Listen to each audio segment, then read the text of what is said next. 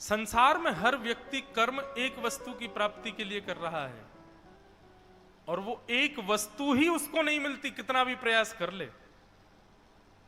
मतलब संसार चराचर ब्रह्मांड में हर जीवात्मा एक ही वस्तु चाहता है, सबका लक्ष्य केवल एक ही है, और वो लक्ष्य क्या है? सुख। चाहे कोई ड्राइवर बना हो, कोई पायलट बना हो, कोई ट्रेन चलाता हो, कोई गायक बना हो, कोई नर्तक बना हो, कोई एक्टर बना हो, कोई लेबर बन गया हो, कोई बिजनेसमैन बन गया हो, कोई कथावक्ता बना हो, या सामान्यतया कोई भी कार्य करता हो, सबका उद्देश्य अपने कर्तव्य के पीछे केवल और केवल सुख है। विदुर जी महाराज का प्रश्न कितना सुंदर है। परंतु भगवान अनादिकाल से जीवात्मा कर्म करता आ रहा है और अनादिकाल तक करता रहेगा, उसको सब कुछ मिल जाता है, ये सुख उसको क्यों नहीं मिलता? उसको सुख ही नहीं मिलता। दीन कहे धनवान सुखी, धनवान कहे सुख राजा को भारी,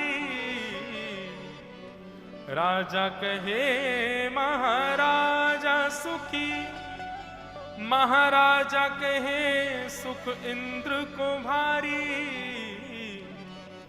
इंद्र कहे चतुरानन को सुख, और ब्रह्म कहे सुख विष्णु को भारी।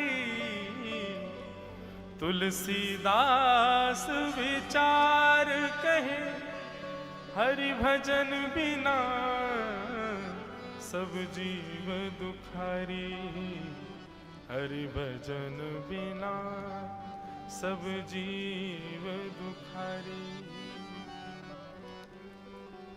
हर व्यक्ति को लगता है, सबसे पहली बात, प्रश्न समझ में आया? सुख की कामना के लिए चराचर ब्रह्मांड में हर व्यक्ति कर्म कर रहा है, पर उसको सुख ही नहीं मिलता, बाकी सब मिल जाता है। क्यों? यह प्रश्न है। सुख क्यों नहीं मिलता? इसके उत्तर में प्रथम बात जो कही गई वो सुनिए।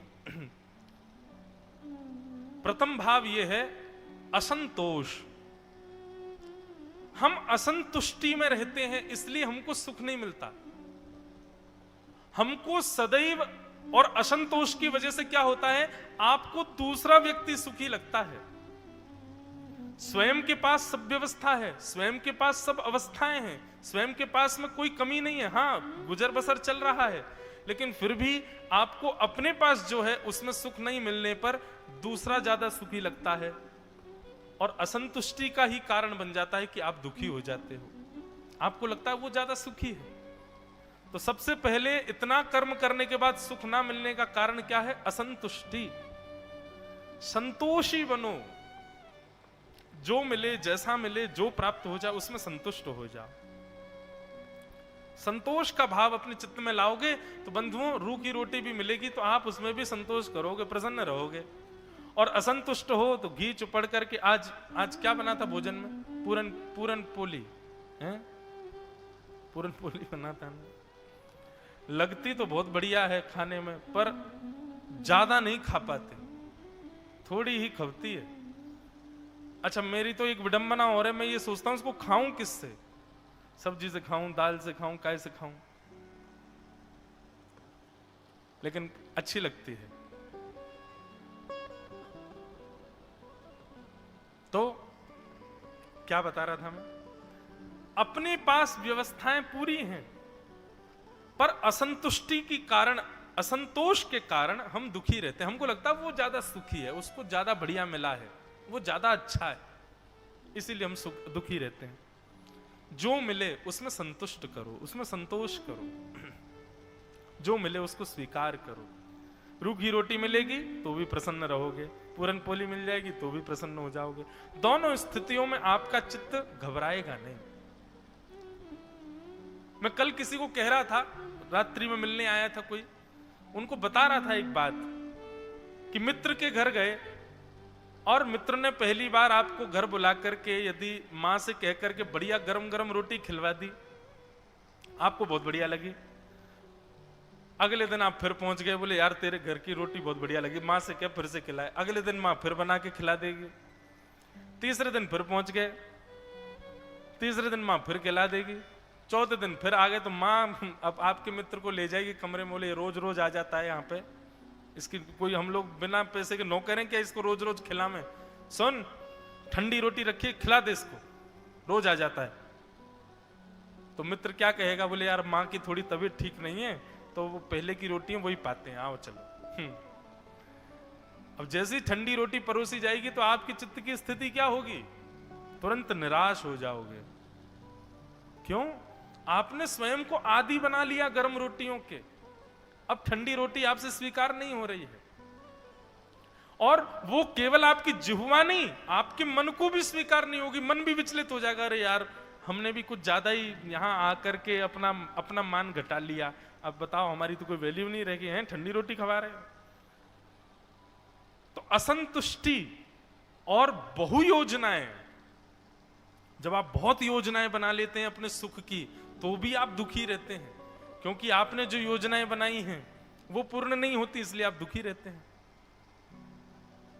इसलिए क्या करना है, सबसे पहला संतुष्ट होना सीखिए। दूसरा, अपने शरीर के सुख के लिए बहु योजनाएं मत बनाइए, उसको सम रहने दीजिए, उसको ज्यादा आदि मत बिगाड़िए नहीं, व्यसन करवा करके, भोग करवा करके, उसको सम रहने दीजिए। ज्यादा वस्तुओं में उसको पाल देंगे तो फिर वो उन्हीं के अधिकार में रहेगा, फिर नहीं मिले तो दुखी हो जाएगा। और तीसरा कारण सुख न मिलने का कर्म के बाद जो यहां पर उत्तर दे रहे हैं वो क्या है, सेयम भगवतो माया। भगवान कहते हैं ये मेरी माया है। यदि किसी व्यक्ति ने मेहनत की, कर्म किया और परिश्रम करके जो उसने विचार किया वो फल उसको दे दिया तो वो व्यक्ति आलसी हो जाएगा। इसलिए मैं देता तो हूं पर परिपूर्ण नहीं देता, और यद्यपि मैं किसी को उसकी मनवांछित फल नहीं दे रहा हूं तो इसका मतलब क्या, मैं उसको और कर्मशील बनाना चाहता हूं इसलिए नहीं दे रहा हूं। ये मेरी माया है कि आपके अथक प्रयास करने के बाद भी आपको फल नहीं मिल पाता, आपको सुख नहीं मिल पाता। अगर सबको सुख मिलने लग जाए उनके क्रम में, उनके कर्मों में, उनकी गति में, उनके सब लीलाओं में, जो भी वो करते हैं सब में अगर सुख मिलने लग जाए तो फिर कर्महीन हो जाएंगे हम लोग। वास्तव में हम कर्तव्य कर ही इसलिए रहे क्योंकि कल के कर्मों से हम संतुष्ट नहीं थे। संतुष्ट तो थे पर उससे हमको सुख नहीं मिला था, इसलिए हम पुनश्च करते हैं अब मिलेगा, फिर पुनश्च करते हैं अब मिलेगा, पर नहीं। ठाकुर जी कहते हैं हम सुख नहीं देते, ये मेरी माया है। तो तीसरा कारण सुख ना मिलने का ये भगवान की माया है। और चौथा, गीता में भगवान उपदेश देते हुए अर्जुन को कहते हैं, अर्जुन व्यक्ति ने गलत मार्ग चुन रखा है, वो हर कर्तव्य के पीछे सुख चाहता है, उसको सुख के लिए कर्तव्य करना ही नहीं चाहिए। सुख के लिए कर्तव्यशील नहीं बनो, अपने हर कर्तव्य के पीछे उद्देश्य सुख ना रख करके शांति रखो। अगर आप शांति के उद्देश्य से कर्तव्य करेंगे तो आपका कर्म, आपका कर्तव्य शांति तो प्रदान करेगा। अब आप कुछ भी करते हैं, जो भी आपका कर्म है, आपका उद्देश्य सुख नहीं है, सुख होता है तो आप क्या करते हैं, योजनाएं, बहु योजनाएं बनाते हैं, विचार कल्पित कर लेते हैं अपने चित्त में, ऐसा करूंगा, ये मिलेगा, वो मिलेगा। लेकिन जब आपकी इच्छा शांति की होती है तो आप योजनाओं से निवृत्त हो जाते हो, योजना नहीं बनाते। अरे शांति चाहिए भाई, थोड़ी देर की शांति मिले, समत्व मिले, कोई बहुत श्रेष्ठ नहीं बनना, हमको शांत रहें बस इतना चाहिए। उसके लिए आप बहु योजना नहीं करते, और सम करते करते करते करते अपने आप शांति आपको प्राप्त हो जाती। इसलिए भगवान कहते हैं अर्जुन, सुख की प्राप्ति के लिए कर्म नहीं करो, शांति की प्राप्ति के लिए कर्म करो।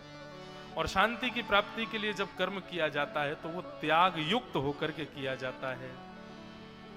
सुख के लिए जो कर्म किया गया उसमें तो बोझ ढाला जाता अपने ऊपर। एक बार एक आदमी जा रहा था,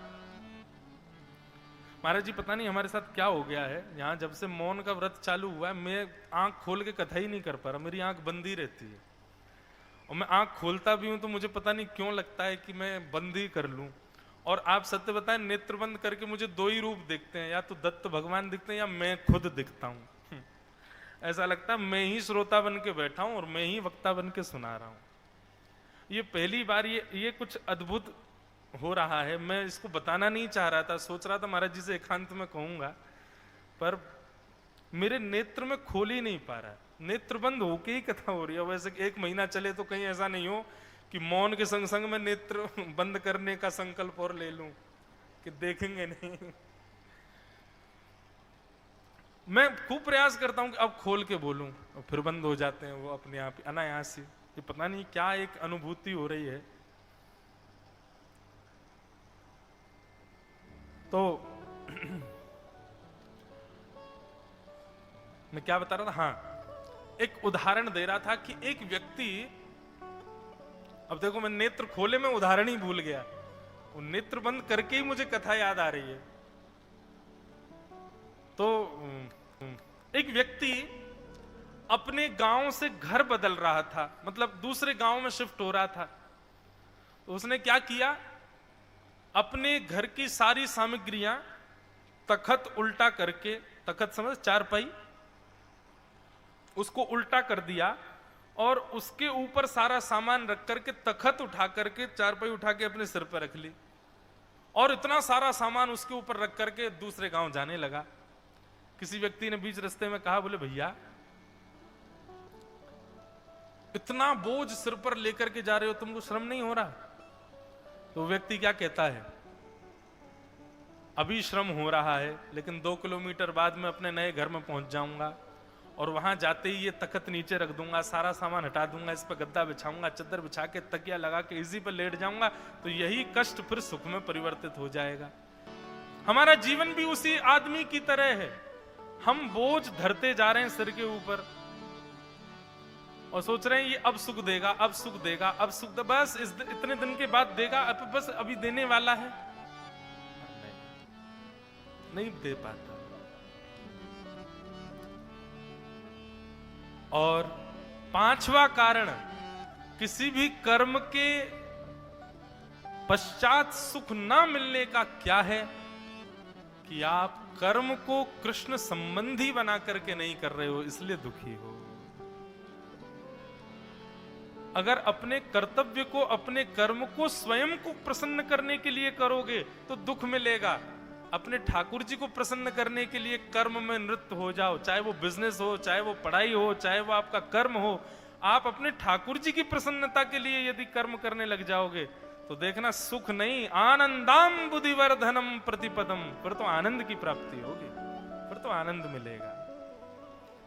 तो सुख ना मिलने के ये 5 कारण हैं। इसमें 5म कारण को ही आप श्रेष्ठ मानो कि अपने सब कर्तव्यों की गति, अपने सब कर्तव्यों की इच्छा केवल हरि प्रसन्नता रखो। ठाकुर जी को प्रसन्न करना है, वो प्रसन्न रहें, बस ये हमारी इच्छा। हम इसी के लिए जी रहे हैं कि वो प्रसन्न रहें, वो राजी रहें, वो खुश रहें, वो आनंद में रहें।